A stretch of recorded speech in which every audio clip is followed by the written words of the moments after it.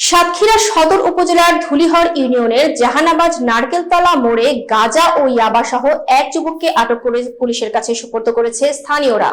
আটককৃত যুবকের নাম আজহারুল ইসলাম, বয়স 27 বছর। তিনি কোমরপুর গ্রামের দক্ষিণপাড়া শামশের জমাদ্দারের ছেলে। সাতক্ষীরা প্রতিনিধি আজহারুল ইসলাম জানান, স্থানীয় সূত্রে জানা যায়, শুক্রবার সকালে জাহানাবাজ এলাকার একটি বাড়ি থেকে বের হওয়ার সময় সন্দেহজনক আচরণ দেখে স্থানীয়রা ওই যুবককে আটক করেন। পরে তার দেহ তল্লাশি করে ইয়াবা ট্যাবলেট এবং আনুমানিক 50 গ্রাম গাঁজা উদ্ধার করা হয়েছে বলে দাবি করেন স্থানীয়রা। খবর পেয়ে সাতক্ষীরা সদর থানা পুলিশের একটি দল ঘটনাস্থলে পৌঁছে আটক ব্যক্তিকে নিজেদের হেফাজতে নেয়। এ সময় স্থানীয়দের দেয়া তথ্যের ভিত্তিতে একটি বাড়ি ও তার আশেপাশে তল্লাশি চালিয়ে নিকটবর্তী একটি আমবাগানের গর্ত থেকে আনুমানিক 1 কেজি গাঁজা সহ আরো কিছু মাদকদ্রব্য উদ্ধার করা হয়েছে বলে পুলিশ জানিয়েছে। এ ঘটনায় সাতক্ষীরা সদর থানার অফিসার ইনচার্জ মাসুদুর রহমান জানিয়েছেন, ঘটনাটি তদন্তাধীন রয়েছে এবং এ বিষয়ে মাদকদ্রব্য নিয়ন্ত্রণ আইনে মামলা দায়েরের প্রস্তুতি চলছে।